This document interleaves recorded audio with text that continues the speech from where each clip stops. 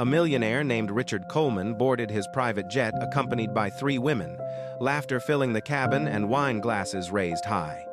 He had everything money could buy, but that would be the last time he touched the sky for pleasure. Mid-flight, the engine failed. The plane dropped violently toward the ocean. Everyone on board died except him. Miraculously, Richard survived. He swam for hours until he reached a deserted island, wounded, exhausted, and without a single ounce of hope. For days, he battled hunger, storms, and a crushing loneliness that almost broke his mind. He learned to fish, to make fire with stones, to sleep on sand, and to speak to God only in silence. Every night, staring at the stars, he whispered with a shattered soul, "God, do you still hear me?"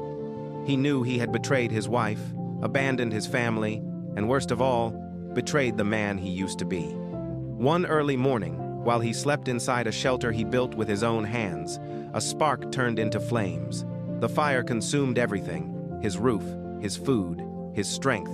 Desperate, he fell to his knees and cried out into the empty sky, "Forgive me, Lord. I chased pleasure and found emptiness.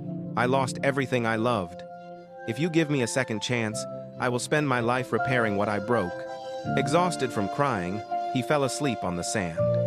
At sunrise, a distant sound tore through the silence, the echo of helicopter blades cutting through the sky.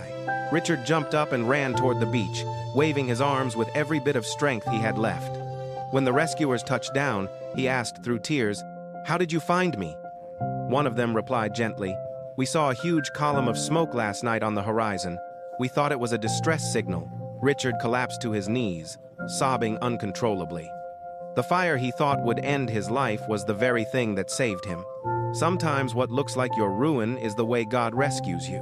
When everything burns, it's not always the end. Sometimes it's God clearing the path for your new beginning. If you believe God can use your losses to save you, write Amen in the comments and share this story to remind others that sometimes the fire that destroys is the same fire that lights the way home.